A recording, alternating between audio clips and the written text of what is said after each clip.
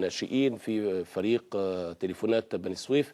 فاكرين من فتره لما جبت المشرف العام على الكره لنادي تليفونات بني سويف على التليفون وقلت له العصفوره قالت لي وفي اشاعه بتقول الاستاذ احمد سعد، ايوه استاذ احمد سعد، وقلت له في اخبار بتقول ان انتوا هتجمدوا النشاط وبتاع. قال لي لا بس انا سمعت انا كمان، بس ربنا يستر وان شاء الله ما يحصلش. النهارده واقفين وقفه احتجاجيه قدام مدينه الانتاج الاعلامي لالغاء نادي تليفونات بني سويف، واللافتات موجوده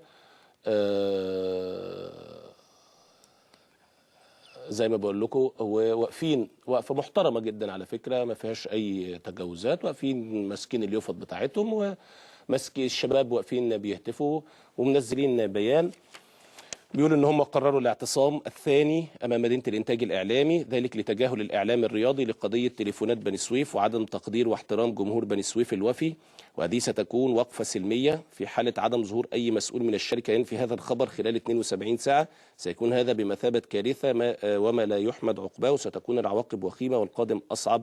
تجنبوا غضب الشارع السويفي. انا بص، انتوا ليكوا حق.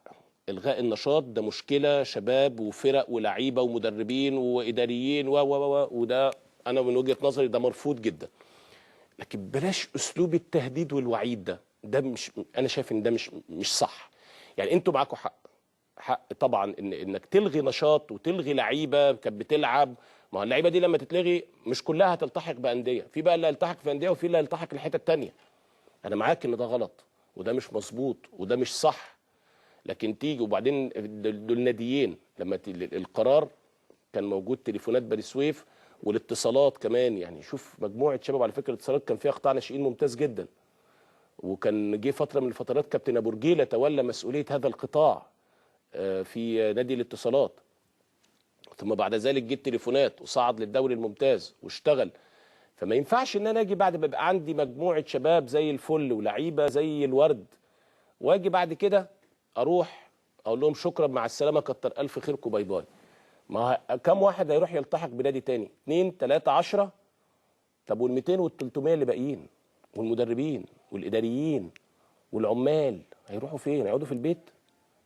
لا، ده مش قرار. يعني ده مش قرار. انا شايف ان ده حاجه مش صح خالص. لازم يشوفوا لها اذا كان بيفكروا في ترشيد نفقات كل الامور دي. كل الانديه بتعمل كده دلوقتي. يبقى يشوفوا سيستم او طريقه او نظام معين يقدر من خلاله ان هو يوفر او يضغط النفقات شويه والمصاريف والكلام ده كله. لكن تقول لي شكرا مع السلامه، لا، ده اسلوب مرفوض.